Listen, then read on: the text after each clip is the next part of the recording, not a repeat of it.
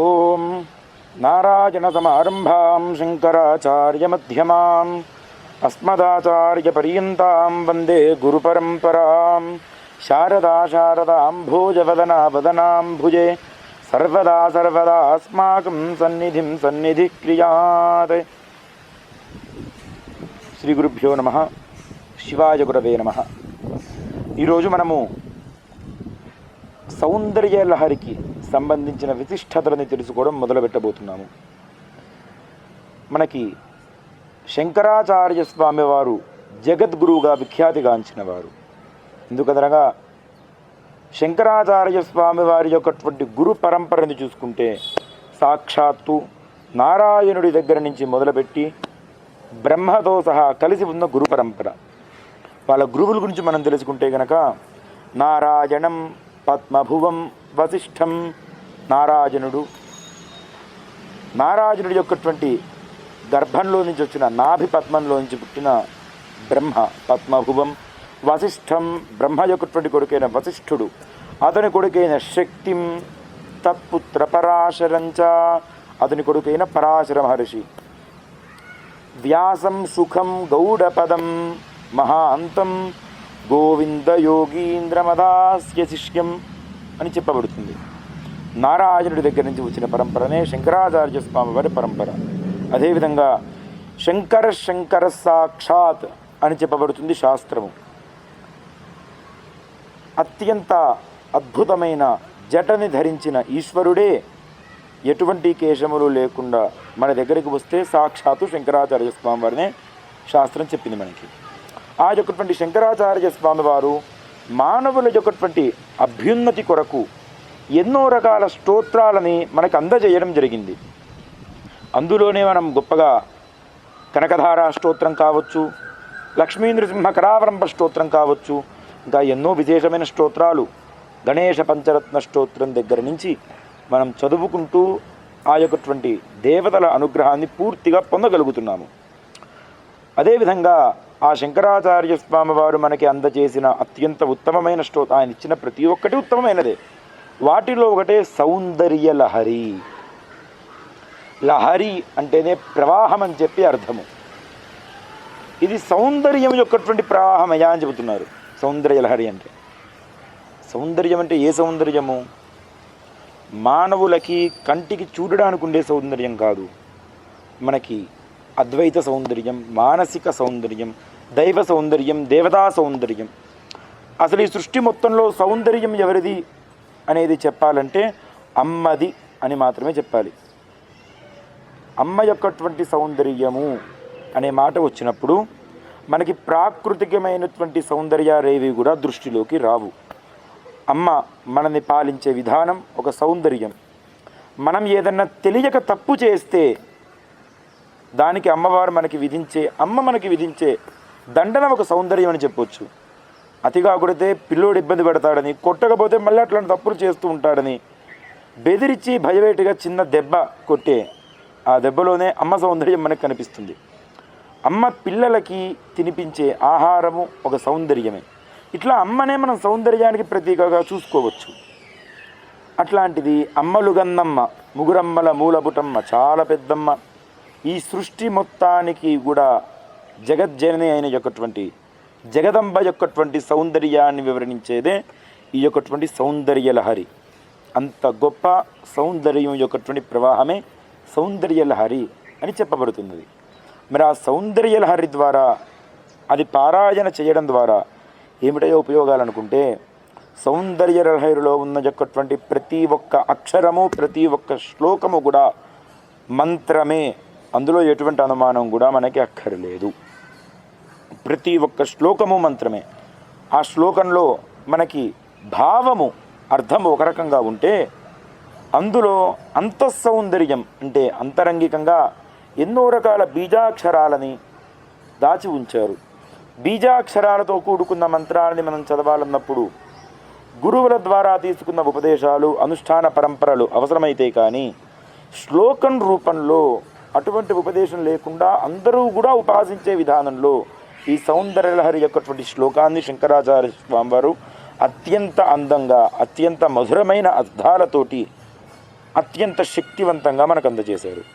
ఒక్కొక్క సౌందర్యలహరి శ్లోక పారాయణ ద్వారా ఒక్కొక్క ఫలితం కలుగుతుంది. ఒక్కొక్క యొక్కటువంటి శ్లోకాన్ని చదవడం ద్వారా అమ్మవారి యొక్కటువంటి సౌందర్యాన్ని మనం గ్రహించగలుగుతాము.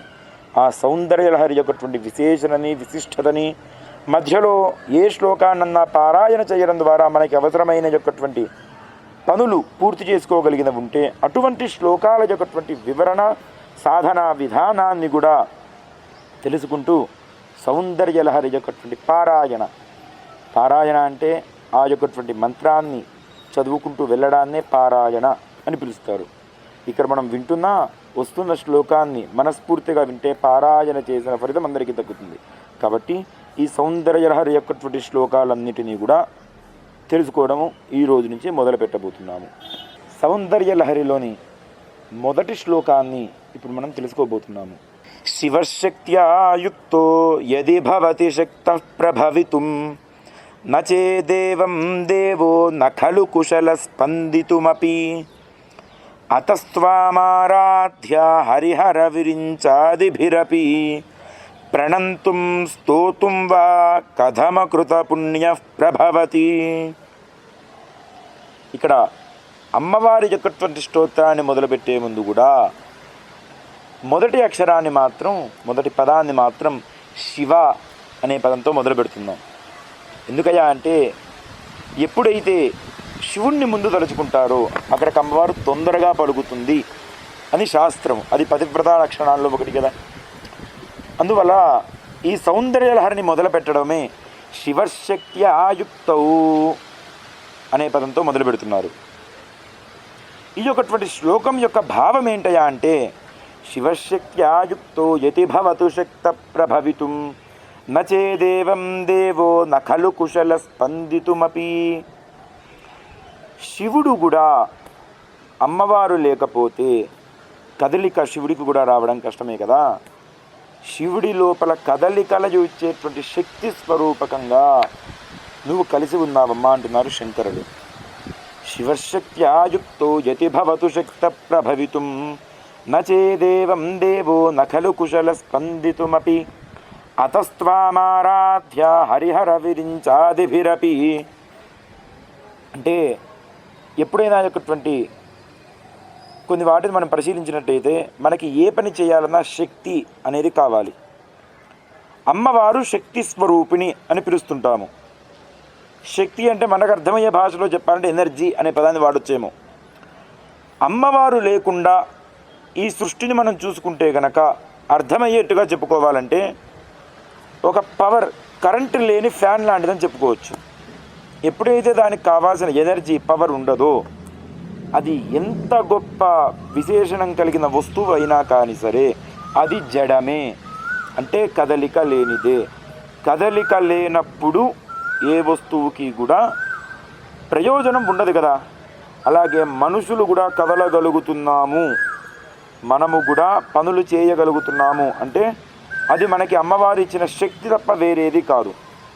అదేవిధంగా ప్రతి ఒక్క మనిషి లోపల కూడా ఒక న్యాచురల్ ఎబిలిటీ ఉంటుంది. వాళ్ళు పుట్టడంతో ఏదో ఒక శక్తితోటి పుడతారు, ఒక పనిని చేయగలిగిన బుద్ధి శక్తితోటి.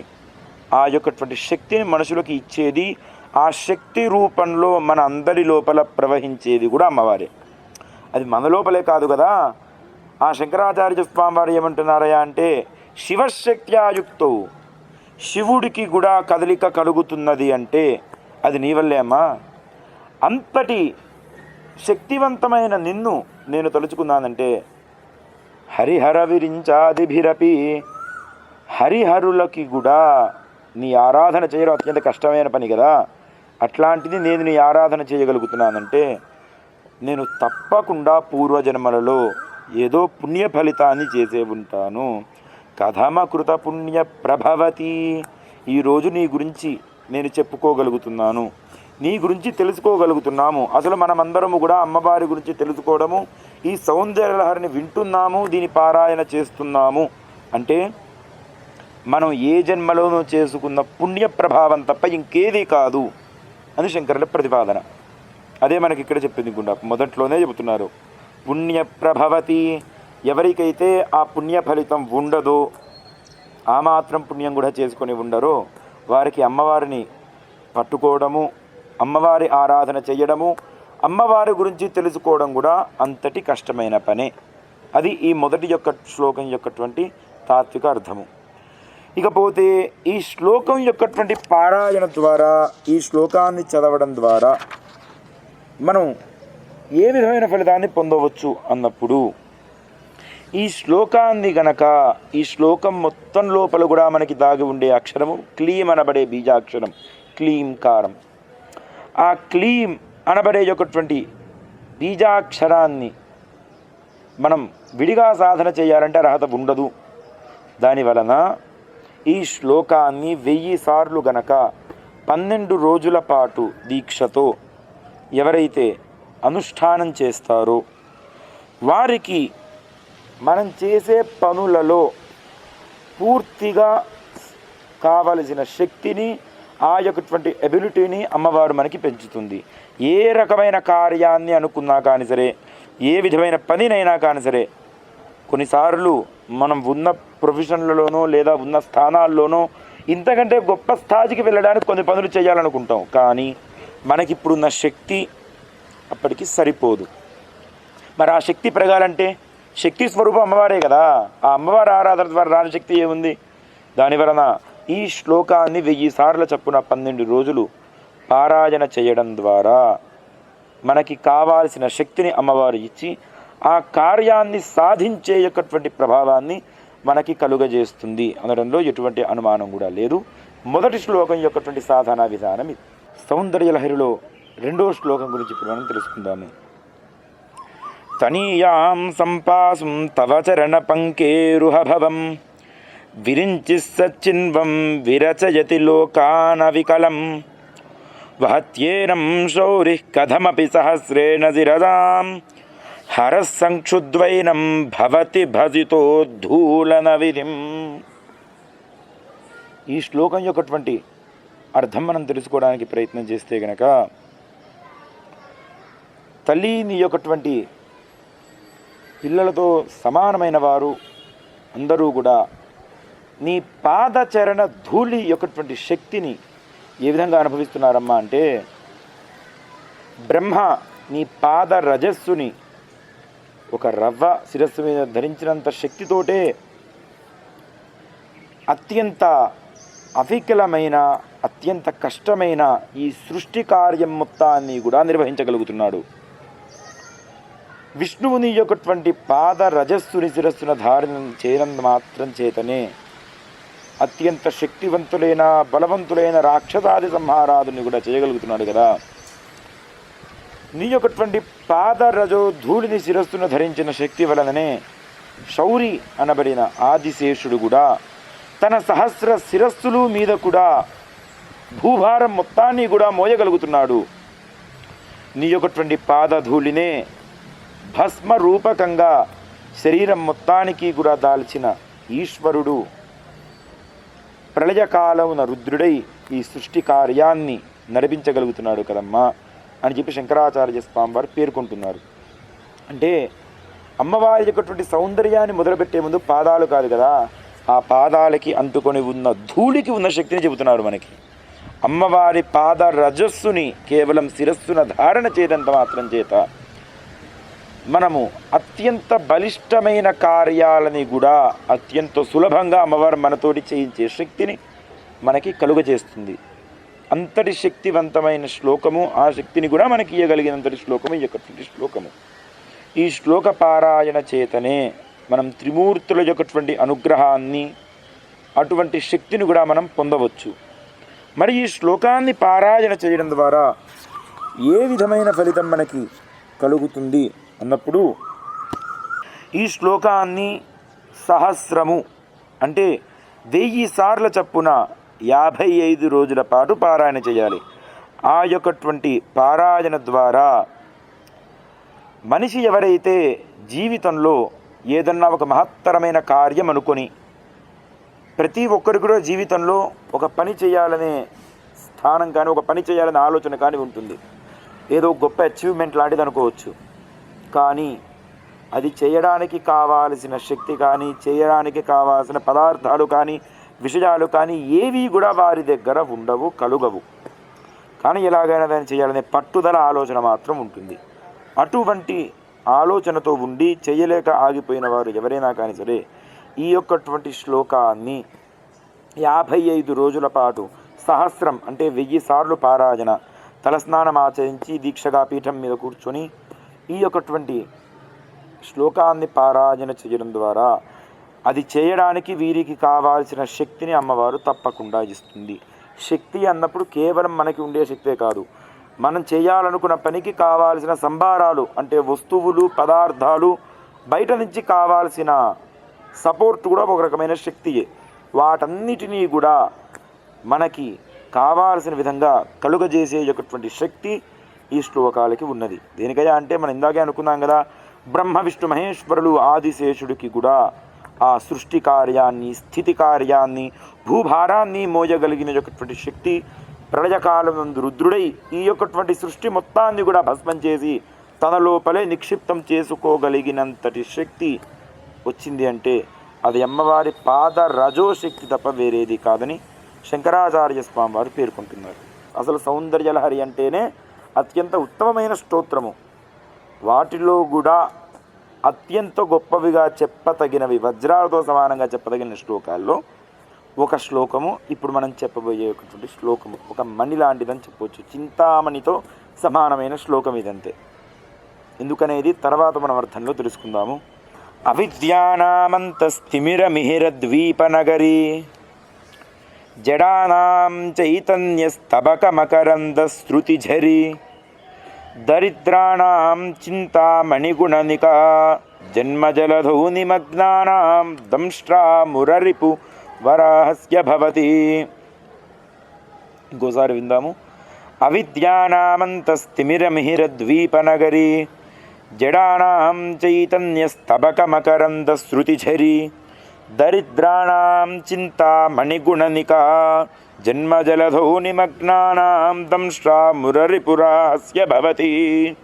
ఈ శ్లోకం యొక్క అర్థమేంటి అని తెలుసుకునేప్పుడు అవిద్యానామంతస్థిమిరమిహిరద్వీపనగరి అమ్మవారి గురించి తెలియజేస్తున్నారు. ఏమనయా అంటే అవిద్యానామంతస్థిమిరమిహిరద్వీపనగరి, చీకటి అంటే ఏంటనుకున్నప్పుడు ఏం చెయ్యాలో, ఎక్కడున్నామో, ఎదురుగా ఏముందో ఏమీ తెలియకపోవడమే అంధకారము.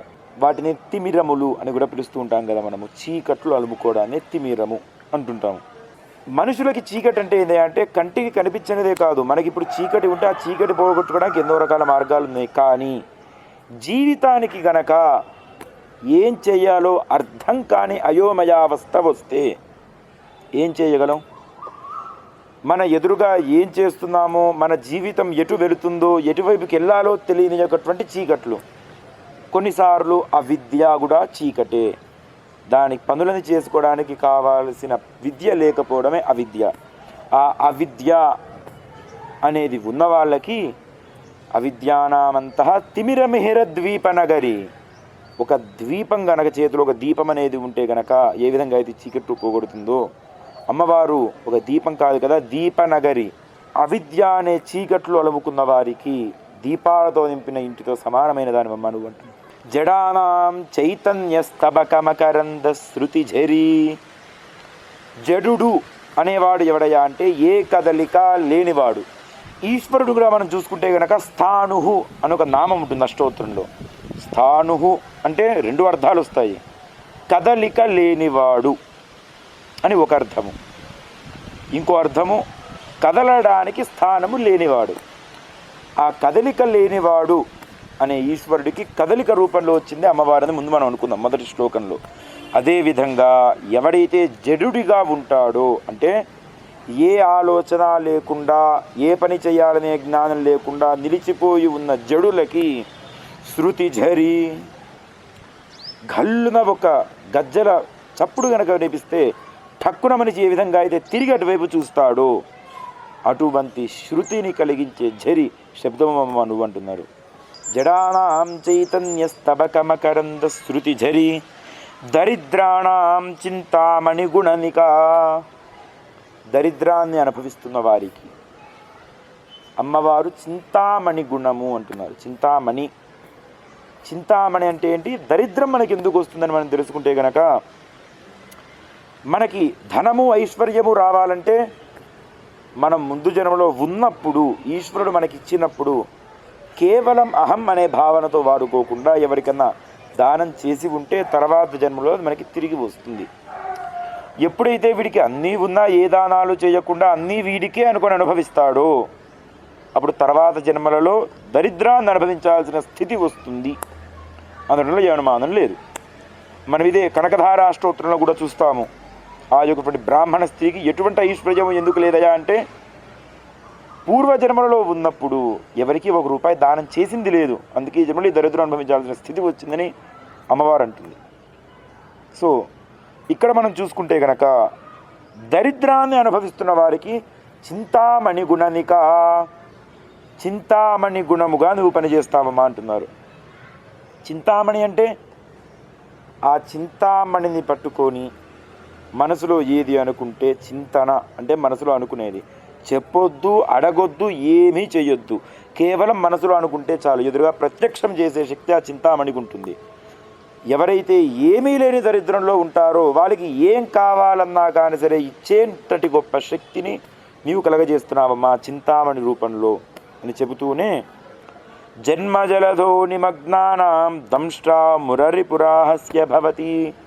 ఈ జన్మ జలధిలో అంటే మనిషి పుట్టిన తర్వాత ఈ సంసార సాగరంలో ఎంతసేపటికి ఎవరైతే మునిగిపోయి ఉంటారో వాళ్ళని ఇందులో నుంచి బయటికి లాగడానికి దంష్ట్రా మురరిపు, భూమి సముద్రాల్లో మునిగిపోయినప్పుడు వరాహము ఏ విధంగా అయితే వరాహ రూపంలో వచ్చిన విష్ణువు ఈ భూమిని మొత్తాన్ని కూడా తన యొక్కటువంటి దంష్ట్రాలతో అంటే కొమ్ములతోటి పట్టుకొని పైకి లేపాడో, అలా ఈ జన్మ జలధిలో మునిగిపోయిన వాళ్ళందరినీ కూడా పైకి లేపే ఒకటువంటి స్వరూపం నీవే అమ్మా అని చెప్తున్నారు. మరి ఇక్కడ మురరిపు వరాహస్య భవతి అని విష్ణుమూర్తిని ఎందుకు వివరించారయా అంటే, కొన్నిసార్లు చూసుకుంటే నారాయణ నారాయణి, విష్ణుమూర్తి అమ్మవారు వేరే వేరే కాదు, ఇద్దరు ఒకటే అనే రూపకంగా కూడా చెప్పబడుతుంది మనకి. అందుకే లలితా సహస్రనామంలో కూడా కరాంగుళి నఖోత్పన్న నారాయణ దశాకృతి, అమ్మవారి యొక్కటువంటి వేళ్ళ గోర్ల చివరల నుంచి నారాయణుడి యొక్కటువంటి 10 ఆకృతులు కూడా వచ్చాయని చెప్పబడుతుంది లలితా సహస్రంలోనే. అదేవిధంగా ఎవరైతే జన్మల జదిలో మునిగిపోయి ఉంటారో వాళ్ళని ఆ యొక్కటువంటి జన్మ జలధిలో నుంచి, అంటే మనకు అర్థమయ్యే విధంగా చెప్పుకోవాలంటే జన్మ జలధి అంటే ఏంటన్నప్పుడు మనం పుట్టడంతో తెలియకుండా మన కళ్ళుకొని ఉన్న భవబంధాలు, జీవితంలో ఏం చేస్తున్నామయ్యా అంటే మనకే తెలియదు, ఉన్న బాధ్యతలు కర్తవ్యాలు నిర్వర్తించేప్పటికే జీవితం మొత్తం అయిపోతుంది.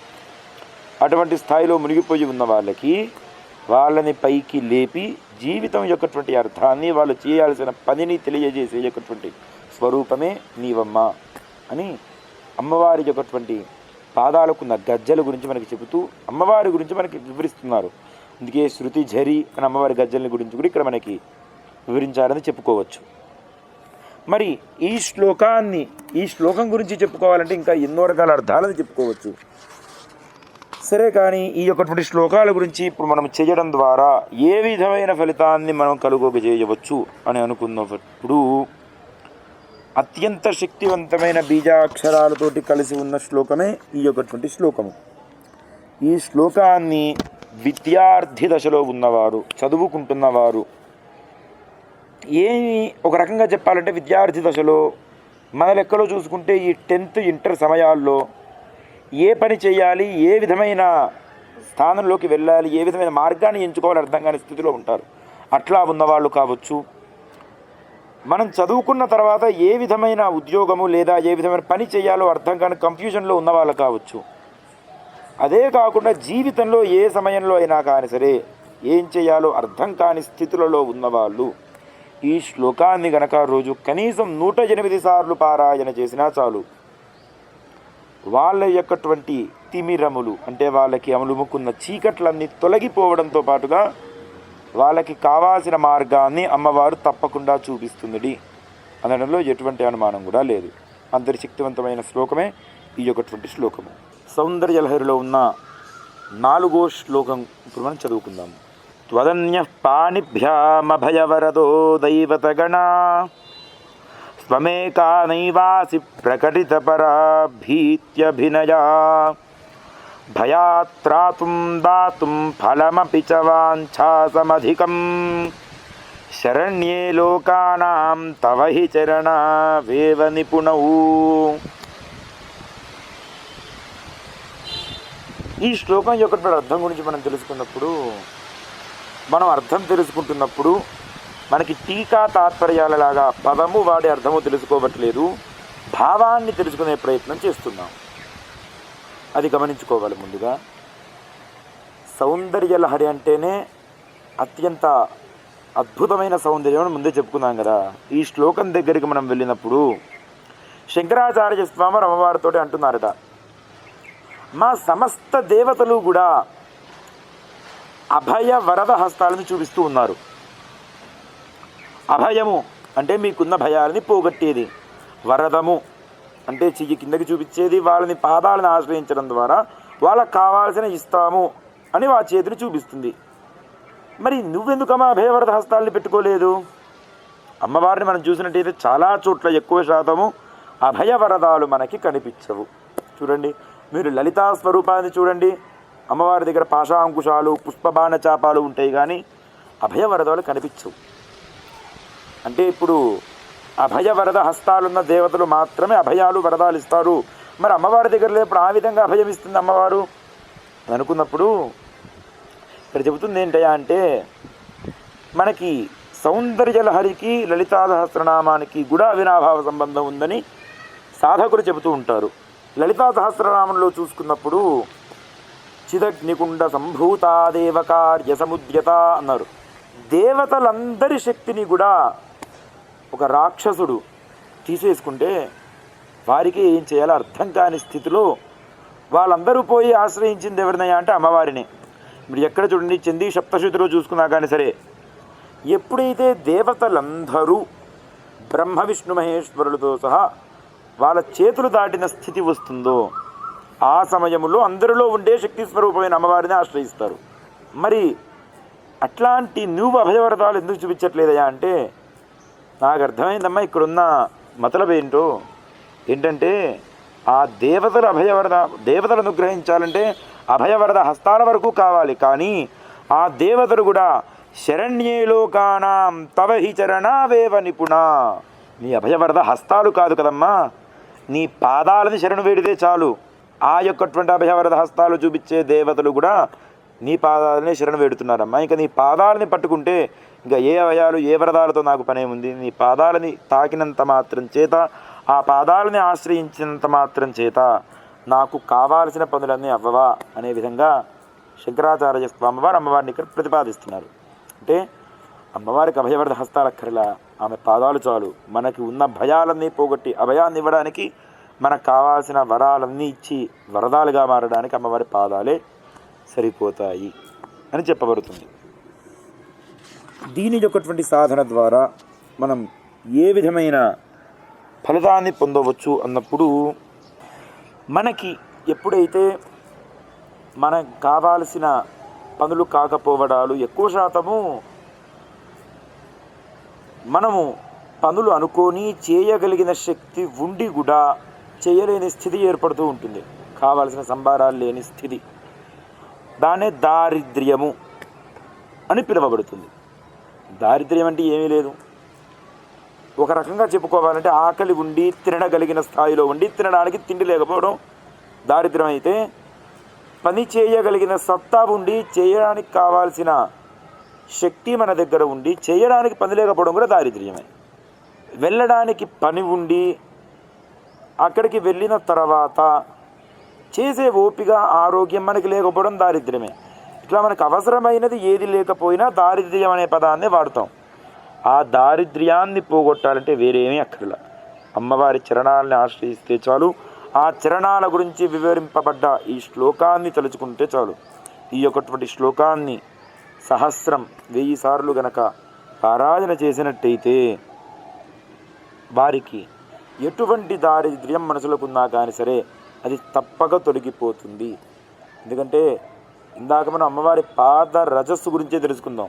మనకు కావాల్సిన శక్తిని అమ్మవారి పాద రజస్సు మనకి ఇస్తే కనుక ఆ శక్తికి కావాల్సిన సంభారాలని, దానికి మనకు చుట్టూ అలుపుకొని ఉన్న దారిద్రాలని కూడా పోగొట్టే శక్తిని అమ్మవారి పాదాలు అందజేస్తున్నాయా అని చెప్పి శంకరుడు ప్రతిపాదిస్తున్నారు. సౌందర్యలహరిలో 5వ శ్లోకము. ఈ శ్లోకంలోనే మనకి విష్ణుమూర్తి మోహిని రూపాన్ని ఎలా దాల్చాడు అని ఒక రహస్యాన్ని కూడా చెప్పబడ్డది. శ్లోకం ఏమనగా, హరిస్త్వామారాధ్య ప్రణత జన సౌభాగ్య జననీం పురా నారీ భూత్వా పురరిపుమపి క్షోభమనయత్ స్మరోపి త్వాం నత్వా రతినయనలేహ్యేన వపుషా మునీనామత్యంతః ప్రభవతి మోహాయ జగతాం. అనగా హరిస్త్వామారాధ్య ప్రణత జన సౌభాగ్య జననీం. మనము అయ్యప్ప స్వామి ఏ విధంగా పుట్టారు అనేది చూసుకుంటే గనక, భస్మాసుర సంహార సమయములో భస్మాసురుని చంపాల్సిన స్థితి వచ్చింది. ఈశ్వరుడి దగ్గర నుంచి అత్యంత గొప్ప వరాల్లో ఒకటి భస్మాసురుడి కూడా. ఎందుకంటే భస్మాసురుడి సంగతి తెలిసిందే. పురాణాల్లో చూసుకుంటే ఒక కింద కథ చెప్తారు మనకి. ఈశ్వరుడికి భస్మాన్ని తీసుకొచ్చే పని కోసం శివుడు సృష్టించిన రాక్షసుడు భస్మాసురుడు. సరే, ఆ భస్మాసురుడు సృష్టి చేయగా నీకేదన్నా ఏ కోరిక కావాలో కోరుకోమన్న సమయంలో నేను ఎవరి తల మీద చేయి పెట్టినా, దేని మీద చేయి పెట్టినా అది భస్మం అయిపోవాలని కోరుకున్నాడు ఈయన. సరే కదా అని శివుడు ఆ వరం ఇస్తే ఆ శివుడి నెత్తి మీదే చేపెట్టడానికి పరిగెడతాడు ఈ భస్మాసురుడు. దాన్నే మనం భస్మాసుర హస్తంని పిలుస్తూ ఉంటాం. ఆఖరికి వరమిచ్చిన శివుడే వెళ్ళిపోవాల్సి వస్తుంది, పారిపోవాల్సి వస్తుంది. పోతే మరి ఆ భస్మాసుర సంహార సమయానికి అమ్మవారి ఆరాధన ద్వారా హరిస్త్వామారాధ్య ప్రణతి జన సౌభాగ్య జనని, ఆ యొక్కటువంటి హరి నిన్ను ఆరాధించడం ద్వారా మోహిని రూపాన్ని పొంది ఏం చేశాడు? ఆ మోహిని రూపాన్ని పొంది అన్నప్పుడు ఈ భస్మాసురుడినే, భస్మాసురుడి మనస్సునే మోహించేట్టుగా చేసి నానా రకాల, నాతో పాటు ఎవరైతే నృత్యంలో నన్ను గెలుస్తారో వాళ్ళని వివాహం ఆడదామనుకున్నానని, వాళ్ళు నన్ను పొందొచ్చని మాయ చేసి, మోహం అంటేనే మాయ కదా, మోహమాయ, అందులో విష్ణుమాయ బలమైనది. ఆ విష్ణుమాయని ఆ భస్మాసురుడిని ప్రయోగించి నానా రకాల నృత్య కళని ప్రదర్శించి చివరి ఆఖరికి చెయ్యిని తీసుకెళ్ళి శిరస్సు మీద పెట్టుకుంటాడు. భస్మాసురుడు అదే చూస్తాడు, భస్మం అవుతాడు. సరే, అక్కడితో పని అయిపోయిందనుకుంటే అది జరగల. ఈ మధ్యలో ఈ మోహిని రూపాన్ని శివుడు చూసి మోహించాడట. మోహించి ఈ మోహిని రూపం వెనకాల శివుడు పరిగెత్తడం మొదలెట్టాడు. అమ్మా, నువ్వు ఎంత గొప్పదానివి కాకపోతే నిన్ను ఆరాధన చేసిన వారికి అంతటి అందాన్ని ఇచ్చి నీ భర్తే వాళ్ళ వెనకాల పరిగెత్తిగడే చేశావమ్మా అంటున్నారు శంకరాచార్య స్వామి చమత్కారంగా. హరిస్వామారాధ్య ప్రణతి జన సౌభాగ్య జననీ పురానారీ భూత్వా పురరిపుమపి క్షోభమనయత్. పురరిపు అంటే త్రిపుర సంహారం చేశాడు కాబట్టి పురరిపు అనే పేరు ఆ యొక్కటువంటి శివుడికి వర్తిస్తుంది. మోహాన్ని అనుగ్రహించడం కాదు, అందాన్ని, నీ భర్తనే మనసు కదిలిపోయేంతటి అందాన్ని ఆయన అనుగ్రహించావు కదా చమత్కారంగా అంటున్నారు. ఈ చమత్కారంలో ఇంకొక అంతరార్థమైందయ్యా అంటే, ఆ రోజు గనక విష్ణుమూర్తి ఆ రకమైన మోహిని రూపాన్ని పొందకపోయున్నా, శివుడి మనసు కూడా చలించేంతటి అందాన్ని అమ్మవారు అనుగ్రహించకపోయి ఉన్నా, ఈ యొక్కటువంటి శివకేశవుల యొక్కటువంటి సంయోగం ద్వారా అయ్యప్ప స్వామి మణికంఠుడు పుట్టేవాడు కాదు, మహిషి సంహారము జరిగేది కాదు. ఆ యొక్కటువంటి కార్యనిమిత్తము అమ్మవారి పనిని చేసింది. అమ్మవారేమి తెలియక అంతటి అందాన్ని విష్ణుమూర్తికి ఇచ్చేసి తన భర్త వెళ్ళిపోతుంటే అయ్యో అనవసరంగా చేశాననుకునే స్థితి కాదు. సర్వజ్ఞ, అన్నీ తెలిసిన ఆమెకు తెలియదేముంది? జరగబోయే కార్యం కోసం ముందు నుంచే ప్రణాళికను వేసి ఈ విధంగా అమ్మవారు చేసింది. మరి ఈ విధంగా చేయడము, ఈ విధంగా శివుడు విష్ణుమూర్తి వెనకాల వెళ్ళడము తప్పు కాదా అన్నప్పుడు మనం ముందే అనుకుందాం ఒకసారి, నారాయణ నారాయణి, విష్ణుమూర్తి అమ్మవారు వేరే వేరే కాదు, ఇద్దరూ కూడా ఒకటే స్వరూపమని సాధకులు, ఎంతోమంది యోగులు చెప్పబడ్డ రహస్య విషయము. దానివలన హరి రూపంలో ఉన్న నారాయణియే ఈ విధంగా ఆ విష్ణుమూర్తి మోహిని రూపం ద్వారా శివుడి మనసును కూడా కదిలిచేట్టుగా చేసింది. అంతేనా అంటే కాదమ్మా. స్మరోపి త్వాం నత్వా రతినయనలేహ్యేన వపుషా మునీనామత్యంత ప్రభవతి మోహాయ మహతాం.